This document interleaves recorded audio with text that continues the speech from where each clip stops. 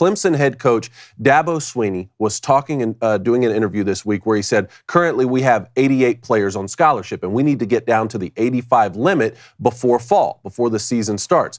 And he was discussing how they would manage the roster, basically. And they had a lot of 5th and 6th year seniors come back for the COVID year, because now you can basically play football as long as you want. So we weren't anticipating that many players coming back, but it's awesome. I'm glad those guys are. And so far, no one is transferred out, which is also great. So he was saying a possible solution for this may be 3 of the scholarships we awarded to walk-ons. We may have to take those back before the fall starts, depending on what happens after spring training and all that kind of stuff. And the people who came out of the woodwork on this issue here, it was very disappointing to me. And this is why I want to get your guys' opinion. First of all, from my experience playing college football, walk-ons are the heart and soul of every team. I mean, they are the lifeblood that really makes this happen. They're the most selfless guys. Most of my best friends from Michigan I still talk to this day are walk-ons.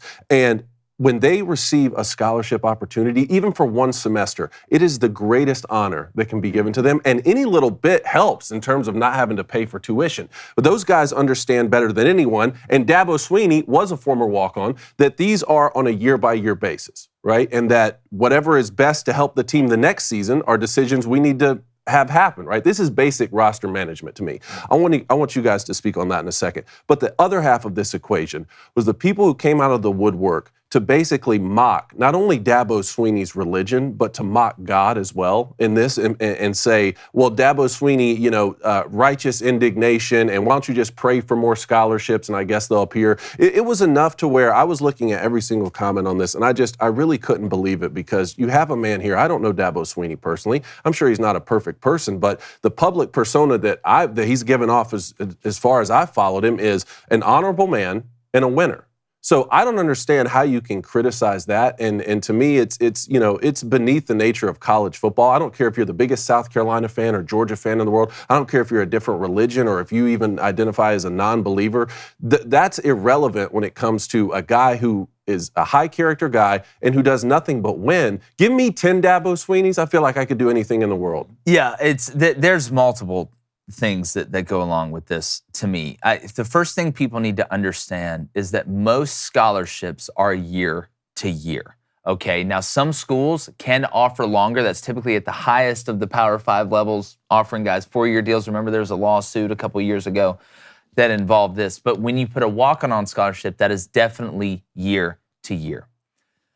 The point you made, nobody is forcing anybody to play college football. This isn't Iran. This isn't China. This isn't a place where people are forced to do things. You choose to play college football. And when you're a walk-on, not only are you choosing to play college football, you're choosing to play it for free. So if you do get awarded a scholarship, that is house money. Imagine being an intern. You go to a company and you're an intern. And they say, all right, you have to be an intern, and there's a possibility that we may be able to start paying you at some point. Then after a year, the company comes to you and says, hey, guess what? For the second year of your internship, we're going to pay you like a low-level employee.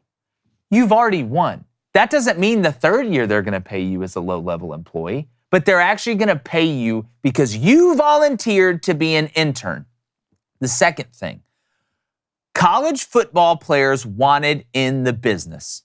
All you heard was complaining, and I agree with them that you should get paid NIL money. I agree with that. But all you heard was like, oh, the coaches can leave whenever they want and they get paid and it's unfair to the players and the players are being mistreated because they have to sit out a year. So you can go wherever you want, basically whenever you want. And now you can get paid for your name, image, and likeness and more, to be honest with you. It is a great life lesson for young people. When you decide you want to play the game and get into business, there's multiple sides of business. There's the good side and there's the bad side. Yes, you can get paid, but now there's no more complaining about, oh, there's not a spot for me. Oh, I don't have the ability to make money, or, oh, the coach can do all this, but I can't do this. It is even. It's a great life lesson for young people. Another thing, there is an 85 scholarship cap. Okay, you can only have 85. And I've seen people say, well, why don't you just pay NIL money like it's a scholarship? No, because that is an unfair advantage to the schools that can do that. Because why not just give them extra scholarships then if the school can afford it? It's the same thing. But whining about this is one of the greatest examples of us babying young people. All we do is baby them. We give them everything they want. Oh, it's not fair. Oh, you gave me a scholarship for 1 year and now you're going to take it away. You must be a bad person. No, because guess what? Coaches are paid to win. All right, you want to develop young men as much as you can, and typically that goes hand in hand for winning. But I'm gonna tell you something. You don't get paid if you lose and you end up having good people on your team. All right, there's been guys that make millions of dollars that have horrible people playing for their team. Like, I don't know, Urban Meyer in Florida, but they got paid because they win. It is a business now. You are part of the business. You need to grow up and understand that this is part of it. And that is just how the world works. You wanted to play the game. Now you can play the game. And you can come after Christianity because it's the only religion you can make fun of and not get canceled for. You can't do it with Islam. You can't do it with any other religion. It's Christian. Just look at the View. Point, they called Christians the Taliban. I mean, this was the case for walk-ons even before NIL. Way before. Like, this was the case. It's a year-by-year basis. Most of the time, guys don't have their scholarship taken away because they're already a fourth year or fifth year. Or I even saw it for a last semester, right? Like, this is a fifth year walk-on's last semester, and we're putting him on scholarship. It's a reward and for he'd you. cry his eyes out, and the whole team would get excited for him. And then he graduates, right? Yeah. I mean, it's a business, y'all. Like, look, when it comes to, like, it's fun stories. Like, look, we can all smile, shake hands, hug it out, and stuff like that. Walk-ons are cool. They are. A lot of them are the heart and soul of football teams. Most of them aren't going to win you football games. All right. And when it comes to college, it's like the mafia, dog. Like, you need to realize as a fan, college is dirty as ever when it comes to college football. It's dirty. It's dirty. Everything you think that's happening is probably happening. It sucks. It's like a horse when it breaks its foot. But what's dirty about this? No, I'm just saying. I'm saying in general. Well, it's dirty. It's not a great look. I mean, I wouldn't say it's dirty. It's not fair. You giving a. I mean, it's a crappy look. To me, it's not really a win-win. All right, you're giving a walk-on or scholarship. Next thing you have a cut it because you don't have many guys. You have to do it, but it's a crappy. Well, look, like in the NFL, you can't do anything about it. I don't think it's a cry. I just think hold on. In the NFL, you get paid. As a college player, you get paid. I don't hear anybody crying about NFL players that get cut and don't make the roster.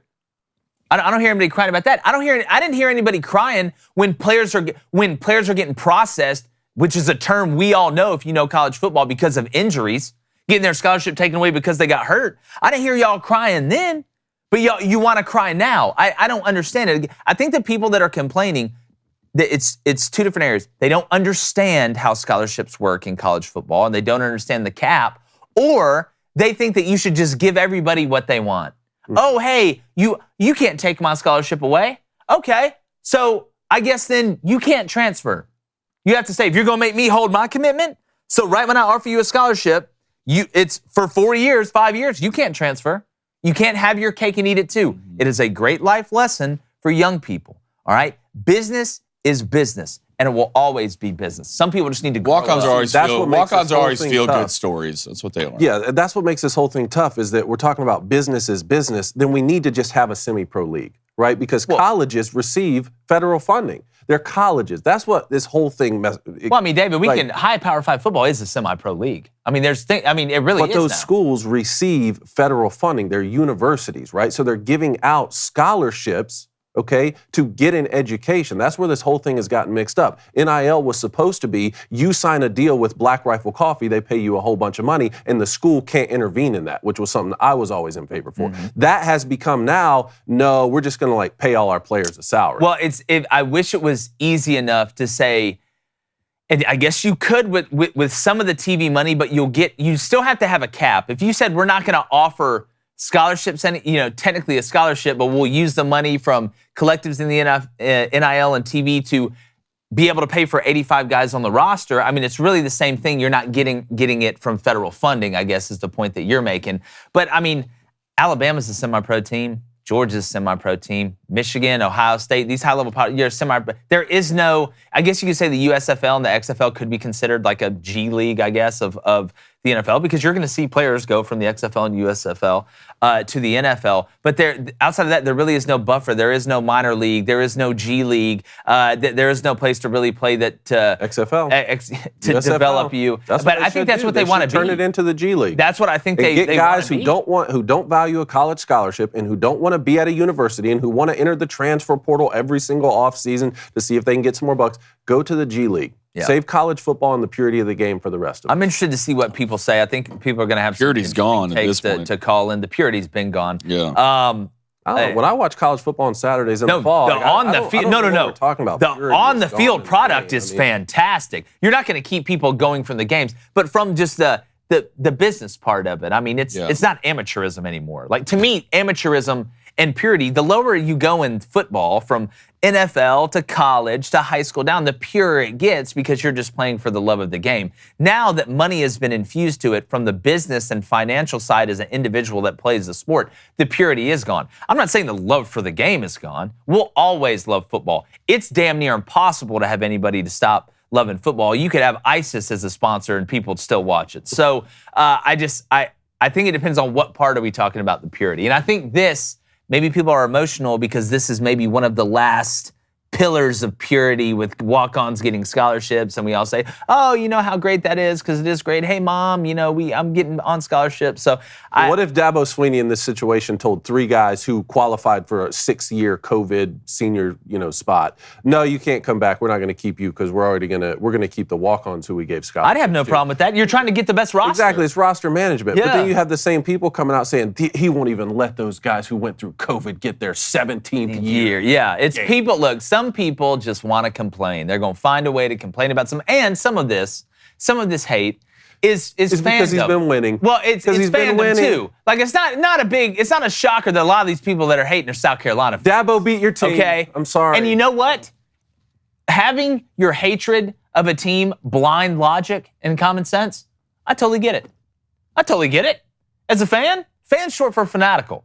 Okay, I'm not going to be like, oh man, you care a lot. And sometimes we get blinded by how much we care. But I get it. I care a lot on one too, hand, but I don't say stupid stuff. On one hand, it sucks, but on the other hand, except when I'm talking public. Flaming like, Dragon. it's college football, man. On camera. Yeah, in private, for sure, I say stupid stuff all the time. Yeah, Only on live TV. Yeah, only on live TV.